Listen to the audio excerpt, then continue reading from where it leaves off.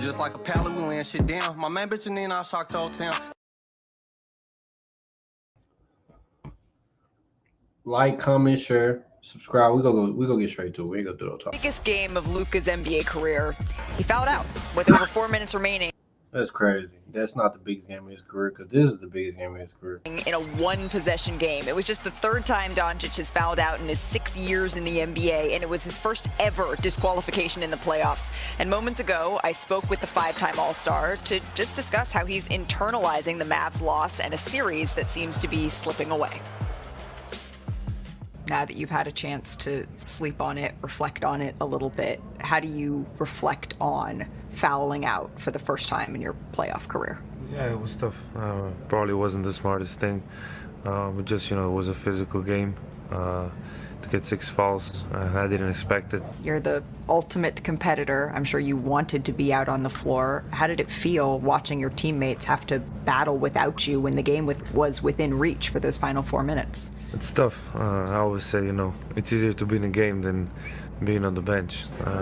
I was more nervous on the bench. Do you feel like if you had been in the game, the outcome could have been different? I feel, yeah, but, I have trust in my teammates. I think we played some good possession. I have believed that we were going to win the game. Obviously, having me out there, helps Kyrie a little bit more. So, obviously, I think it'll be a different outcome, but you never know. So Kyrie said after the game, what did you say to Luka? And he said at this point, you just kind of have to give him a hug and tell him it's okay. But did you feel like you let your teammates down? Yeah, of course. Like I say, it wasn't the smartest thing to do, especially in this situation. It's the finals. You got to give everything. A little tie out there.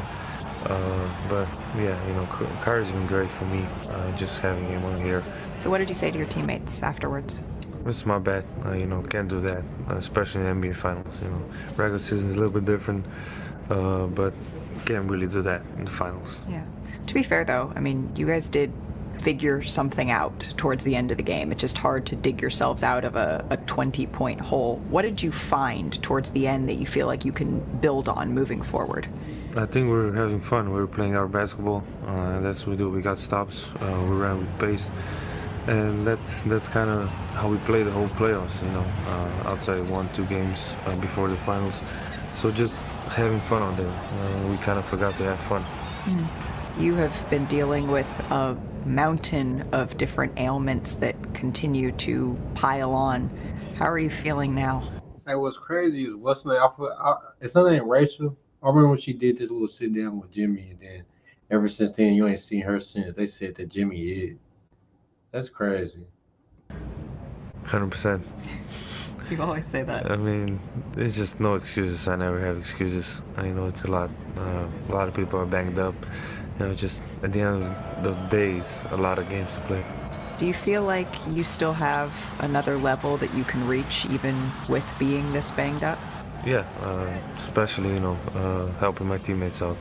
They played a different kind of defense we've never seen before in these playoffs.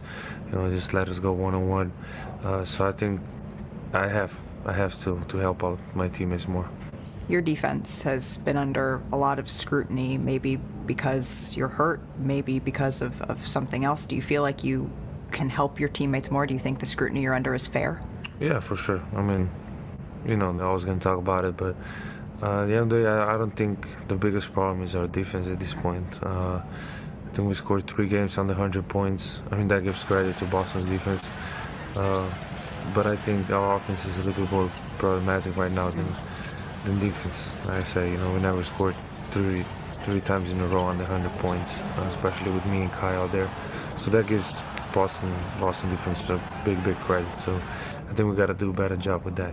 Like I said, on 20 points, we got to play with a little more pace.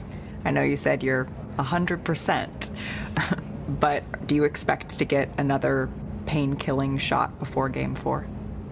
It's for cameras. Probably, yeah. A team has never come back from an 0-3 deficit. You know that. You said that you have to have belief. Why do you have belief in this team that you can be the first? Because we've been through a lot. We've only been together for 5 months. There was a moment in the regular season when we lost like 5-6 in a row.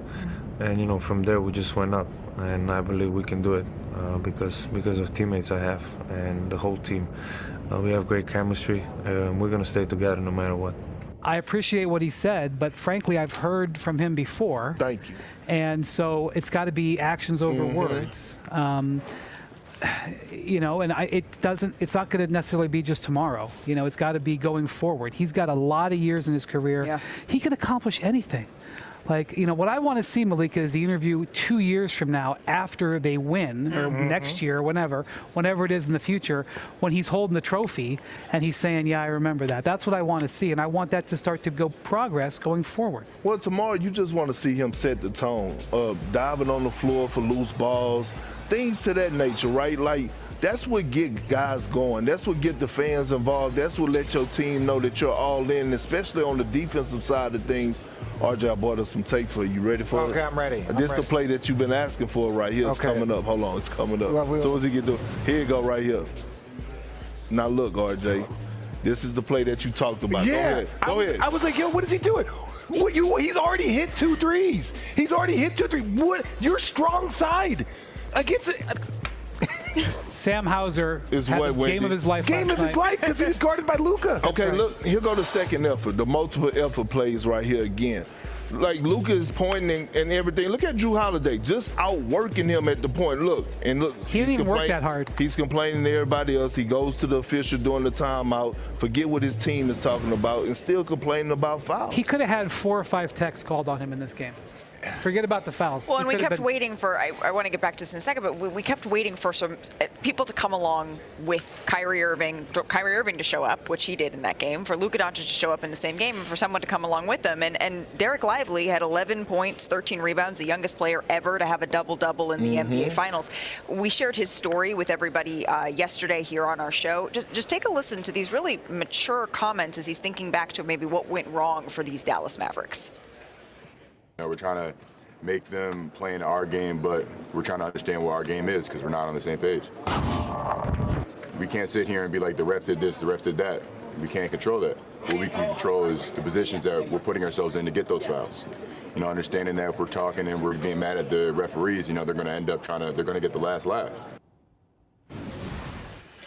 I love him being a 20-year-old, stepping up to the mic and holding accountability for himself and his team. Yeah. And I do think that in the conversation, a lot of people are talking about the issues defensively with Luka. He sort of redirected it to offense. And if we're going to talk about the offense, good news, Luka and Kyrie combined for 62 points, right? The bad news is the way that it happened. 48 out of the 50 isolation plays were for Luka and Kyrie. That meant their ball movement truly suffered. And if you actually look at this number, I'm going to pull up this dribbles. The ball movement was completely different. The Mavs are averaging 4.70 dribbles before taking a shot in the finals, the most in a series in the last 2 postseasons, while the Celtics are averaging 1.97 dribbles before taking a shot in the finals, the least. So those are 2 polar opposite approaches and 2 different styles. And I think what Luka is saying is, hey, if we get everyone feeling good, then maybe we can get more buy-in. But it really starts with Luka setting the tone. It does, but also when you talk about like the way teams play, the way teams are set up, the way they kind of manage this. When you're talking about great teams, where you're talking about the Cavs, when you talk about the Warriors, those teams move the ball. Yeah. There was still ISO, but there was also movement around that. I think they need a little bit more movement. You can keep the ISO, but you got to get more movement because if somebody's out, if somebody's foul trouble, somebody else needs to get a bucket. Yeah. You need that, and that's what the Celtics have. It's just hard, too, when you're not touching the ball offensively and you're asked to put all your energy on the defensive side of the thing, and your franchise guy is not doing the same thing. Dirk, he caught Steve Nash with an emphatic elbow that looked like it might have hurt a little bit with the Mavs. They were coming back in the 4th quarter here. After everything that went down in Brooklyn, Fact or Fiction, Brian, Steve Nash enjoyed rooting for Kyrie last night. Fiction. I'm with you I on think he that was one. rooting for the name on the front, maybe not the name on the back. I'm with you on that, Wendy. I'm going fiction, too. Ain't no way in hell he was Kyrie. Steve Nash was cheering for everyone involved with the Dallas Mavericks organization, period.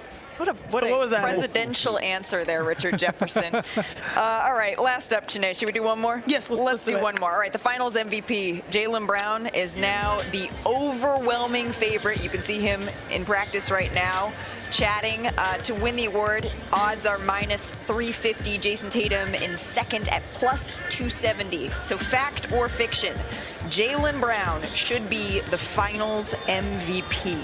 I said it earlier today. I broke it down. The most important shot that we witnessed yesterday when it was 100-98. And I'll just say this, closing time. That's what he does. All right, so Janae's saying fact. I think it is fact. He's definitely the leader. When you think about the plays in this series, when we go back, when we look back 5 years from now, it's going to be a lot of plays that involve Jaylen Brown. His play, on both ends of the floor, I'm going facts. He's going to win the finals MVP. Yeah. I agree. He's been the best player on the floor. I thought we're all watching. We're all watching the same game. Yeah. Jay Kidd said it after game one. Well, through the early part of that game, though, I was thinking, okay, this could really get interesting. Jason Tatum is really making a push for it Tatum here. just wants to win the championship. That part. He like Tatum just wants to win the championship. He's okay. Like he act like motherfuckers act like Kobe wasn't next to Shaq. You know, niggas be next to greats. It is what it is. Who? But y'all not gonna win a championship. Mavs in 7. Like, comment, sure.